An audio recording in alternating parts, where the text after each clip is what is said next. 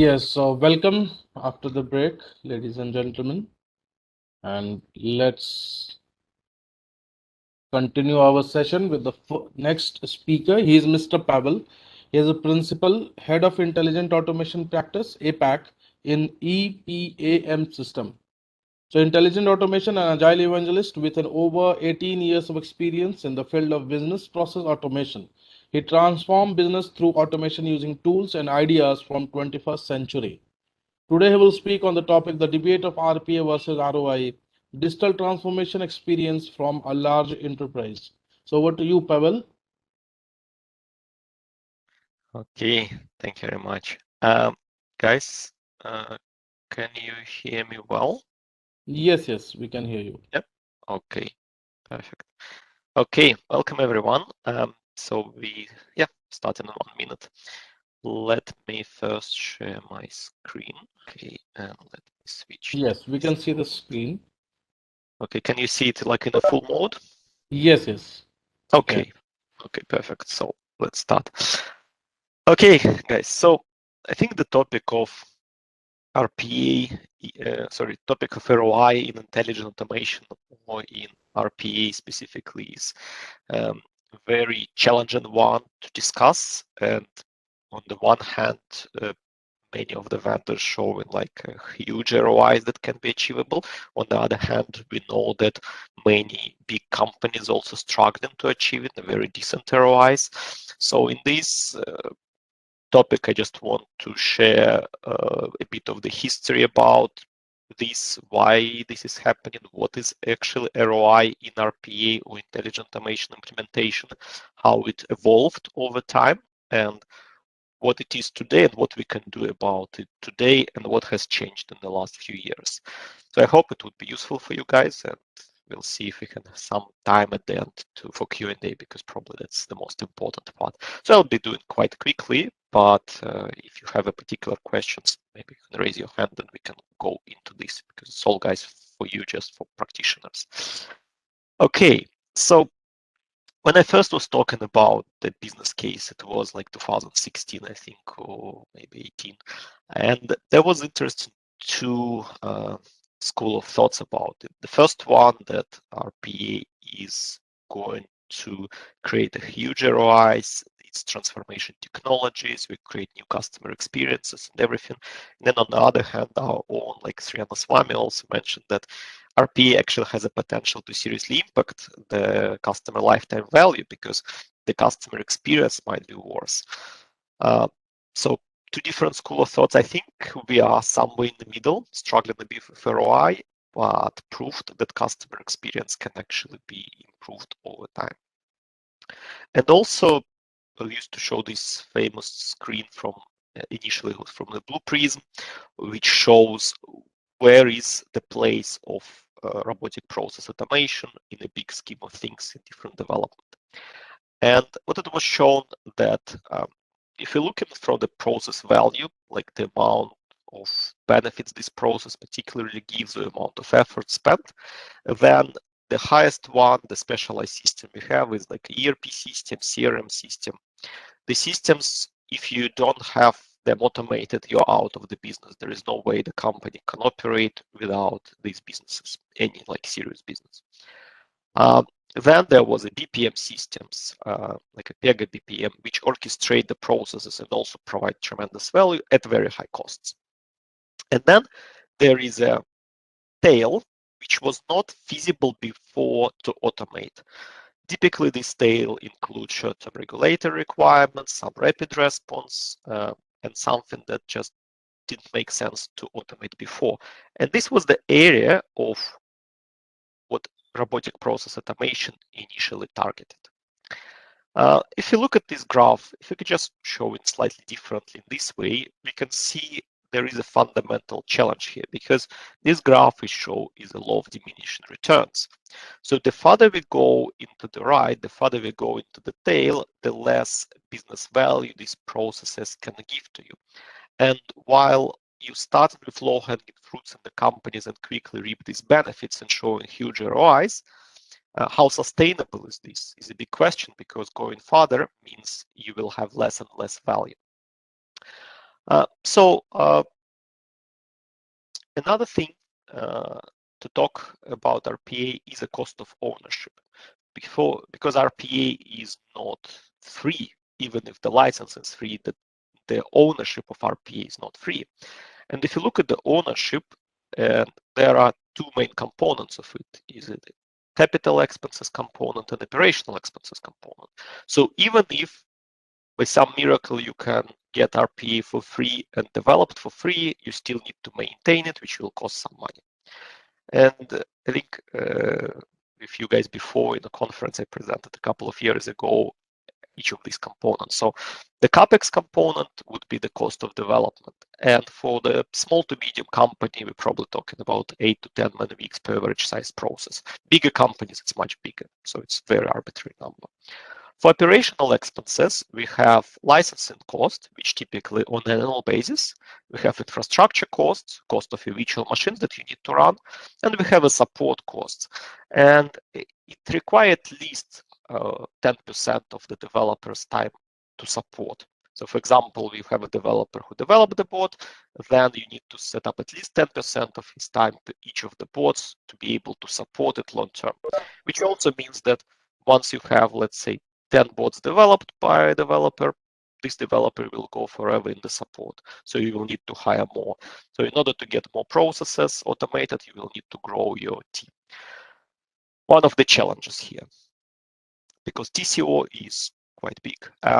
Also, we discussed that what would be the minimum cost of RPA program, just even to try to see, and we came to conclusion that for developed countries, it would be between like 150K to 200K as a starter pack, which will include a few bots, one developer for support, infrastructure support. And this was like a minimum amount if you really want to invest in RPA, even in a small company. This is kind of a minimum amount that makes sense to do. You can do for less, but you won't be able to achieve a long-term sustainability unless you have it. And for the big companies, it's obviously millions. So we have two things. We have the business benefits, which is like a law of diminishing returns on one hand, and on the other hand, we have total cost of ownership, which typically do not go down same way as the value goes down.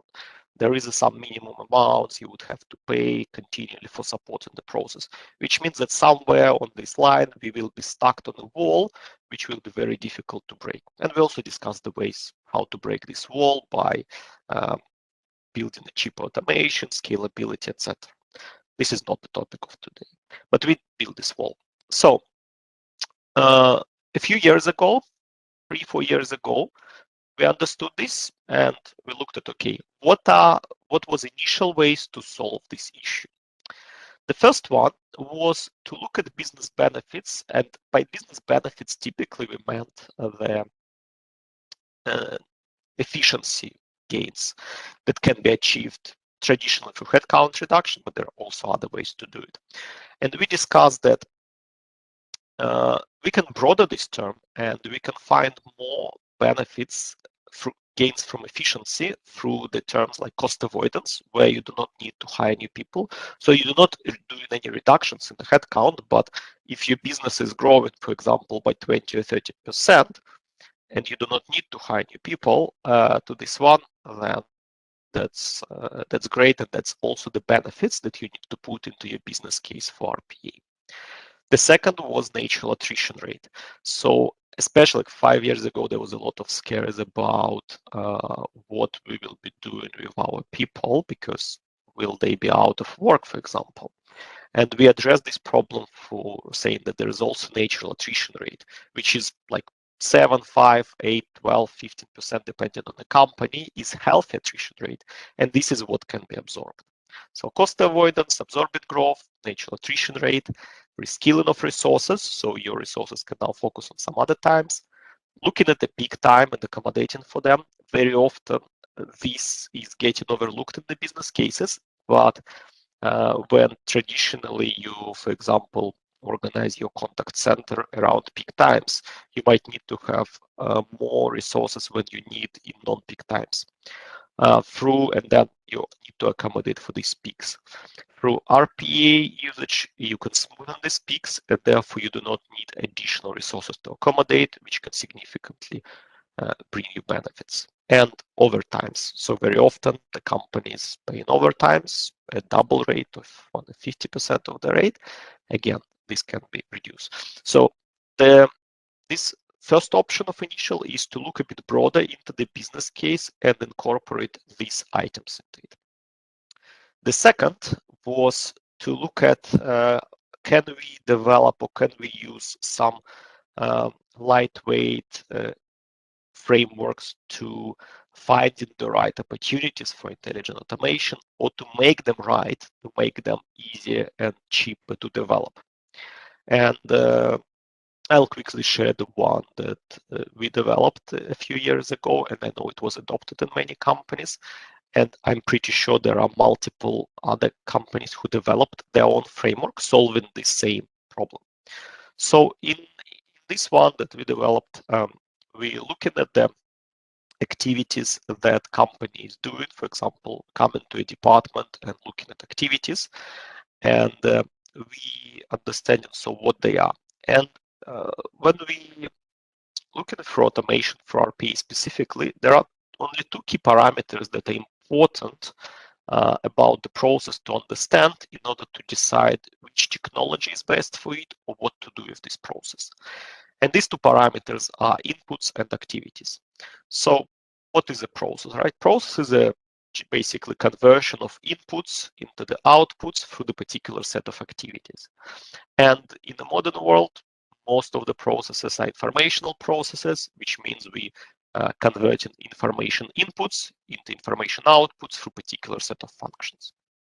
So let's say we come into the department, we're looking at these processes, we identify the inputs and activities, and typically we build a thing called the index card for each of the process, where we write down the main inputs that you can have. For example, like Excel template or email queue you have, or you have something in equation, for example, or in SAP.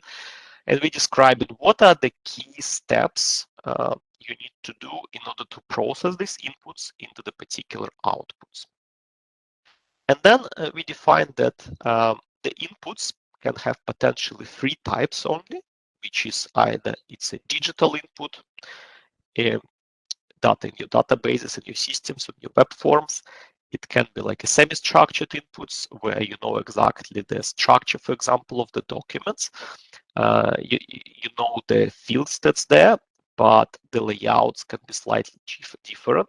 For example, like invoices, we know exactly that each invoice will have a date, will have amount, will have a GST, will have address, but the layouts can be different, so we call them semi-structured.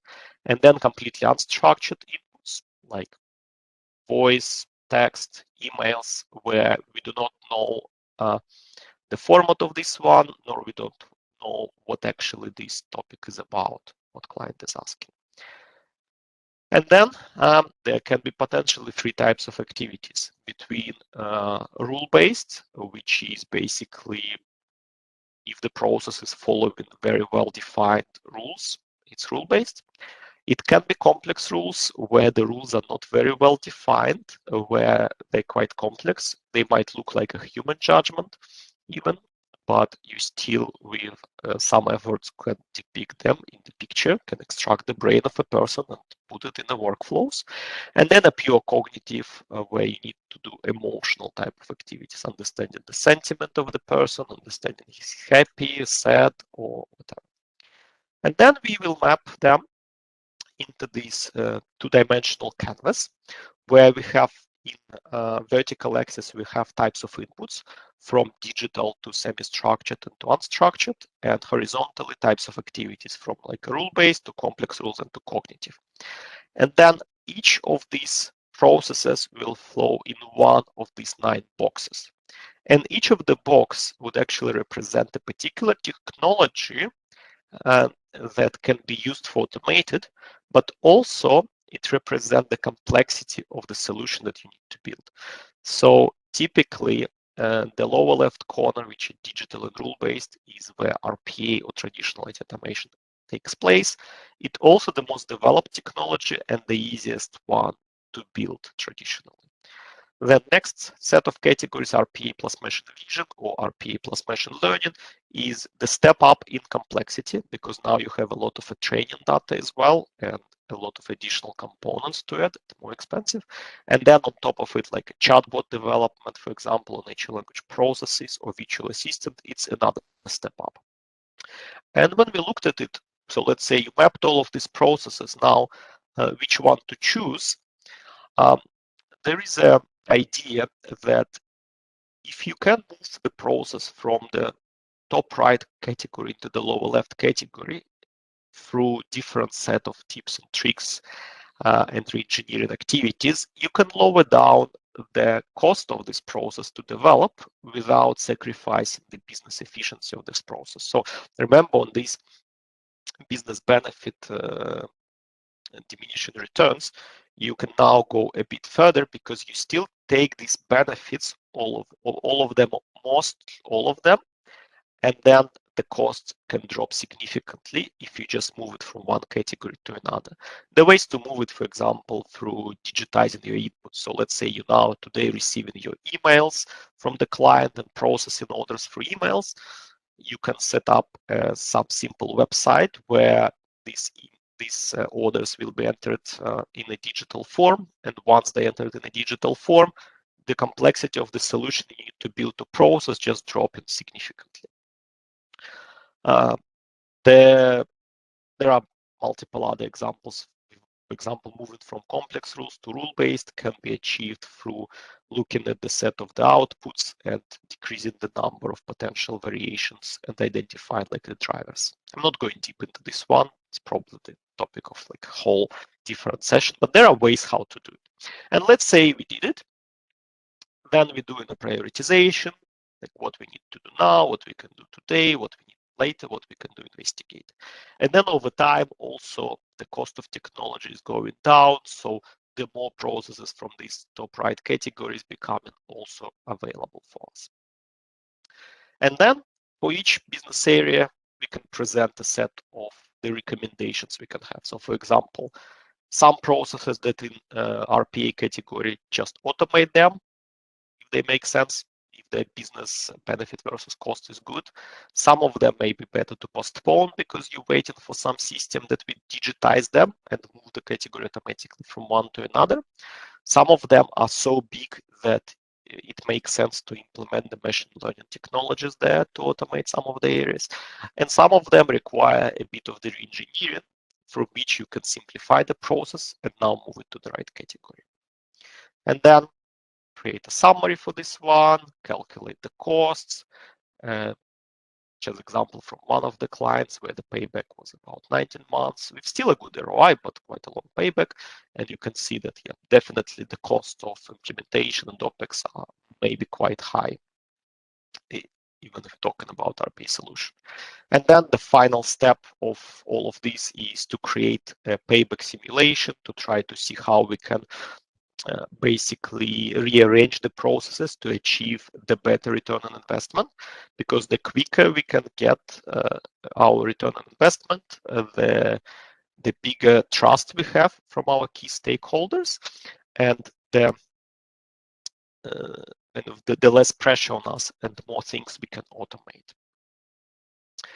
With this one, what we can see in general is a result up to the last year or two that definitely RPA in particular, but broader intelligent automation emerged as a leading solution. It's called enterprise digital transformation. Probably we're talking more about getting efficiencies, because it's not really a digital transformation. It's more like efficiency gains that you can do, unless you develop specific solution that digitize your inputs, for example. So great results in terms of labor value drop, lower operational cost, significant increase in workforce capacity. So that's all good. But how sustainable is this growth? Because fundamentally, this law has not changed, right? This broader way to look at benefits and the frameworks that has been developed over time, and if you're not using one today, probably you should use one of them because they're extremely efficient and can help you breach this wall as far as possible. The wall is still there. So how sustainable is and what we can do about it? Let's talk at the recent development in these areas and what we can do from the company.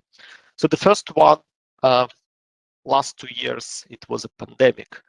And while the first 6 months of the pandemic, everybody was scared what is going to happen with the companies, reality is the demand for intelligent automation and overall automation just absolutely skyrocketed. Their supply chains absolutely dropped. Their more work started to be back onshore, on site, and therefore need for automation grows tremendously. The ability of the bots, for example, to work independently without even coming to the office and no need to work from home, etc., also increased demand significantly for them. More people went into the digital space, into all of the digital channels, which means also that many more data became available to us, and AI algorithms also grown significantly. And in parallel with this one, we see the growth in fintech domains, which basically created a need for a huge amount of automation. So the one thing what became relevant is that this technology even becoming more important beyond typical efficiency gains, because now it's a question of survival. If you do not have your bots working for you and pandemic hit, or you are not able anymore to work from the office, then your company cannot survive. So that's now becoming a question of survival. The more C-level became interested in this one, the more additional parameters started to come in. Now, these are significant drivers of intelligent automation. Significant drivers of intelligent automation. While it's very difficult to put a number around them, on the C-level, they're very clearly understood. So your flexibility and resilience of the businesses become an absolute must. It's basically becoming priceless. Their demand fluctuations became much bigger due to all of the instability in the region. They're basically the push for a new customer experience, the push for being different to others, the push for resilience become very, very big, which led us to the very interesting case where in this pyramid between like a C-level and where we start, initially we were doing these pilots on the lower level, achieving like quick wins for us, but that might not show significant value. And now we have a C-levels who is driving these changes, driving this resilience that need to happen. And we do have an issue with the gap between the C-level and us, basically like developers who is doing the work, is very big.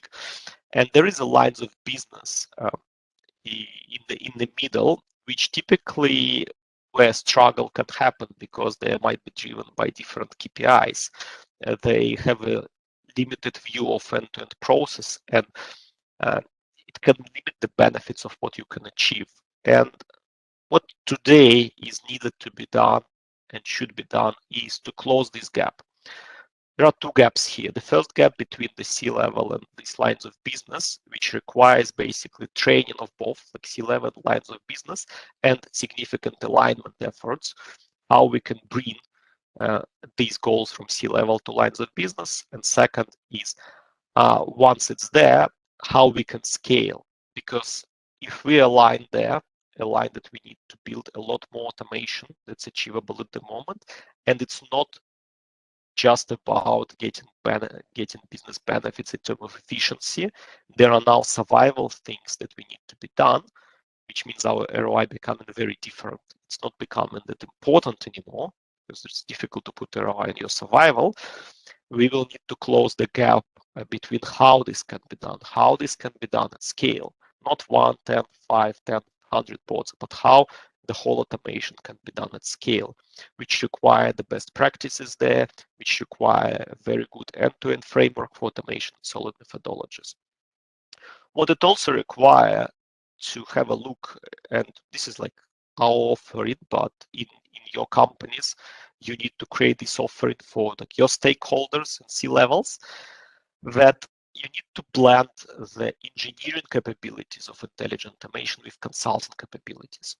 So now today, not like 5 years ago, we're not talking about just robotic process automation. We are talking about a full suite of technologies that basically together create this intelligent automation. So this is RPA, this is BPM systems to orchestrate processes, this is document extraction to get the data from these semi-structured documents into us. This is ML capabilities to solve these complex rules processes and automating them. This is a chatbots that can help on transitioning like unstructured data into the structured inputs, chatbots and natural language processing, and we saw the huge progress in this space.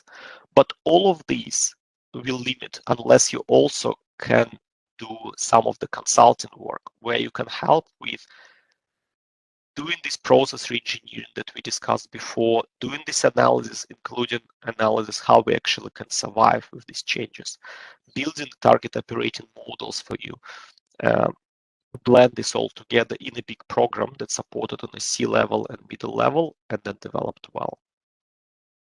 It will open some examples of the revenue generation benefits to show what else you can include in the business case to make this debate about the ROI in RPA space better.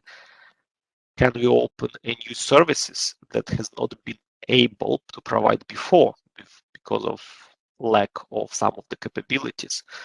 Some of the examples is while we do not like can we, instead of like bring more efficiency, for example, to sales agents, can we boost the productivity of these existing ones and not replace them, but give them ability to reach out to more clients faster and therefore increase our revenues? Because training sales agent might take years to do, but if you can increase their capability, you get a new trained sales agent for free.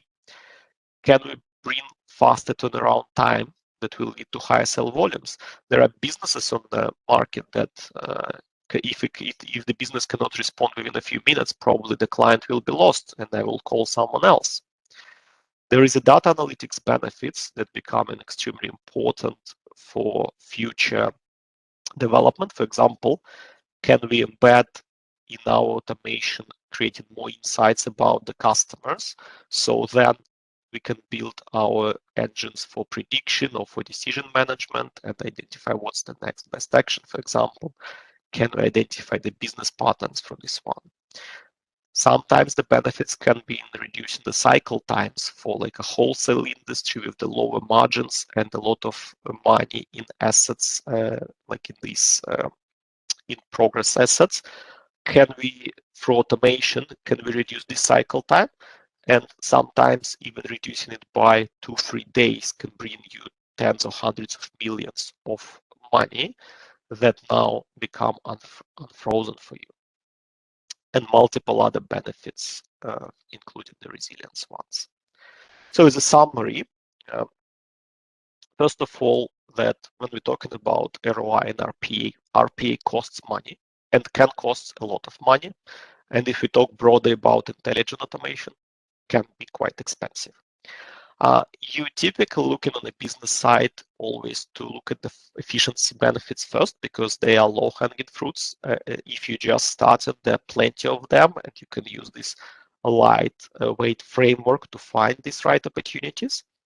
And then once they're exhausted, you now looking into other dimensions like survival, the customer experience, bring in the revenue, you bring in C-level of the team combined together with the middle management, and then you can achieve the great results. I have many more things I can share, guys, but I think we are running out of time. And if you have some questions, I would love to answer them, guys. Yeah, so thank you, Pavel. Thank you for your presentation. So we are in the QA session now. Please unmute yourself and go ahead with the query.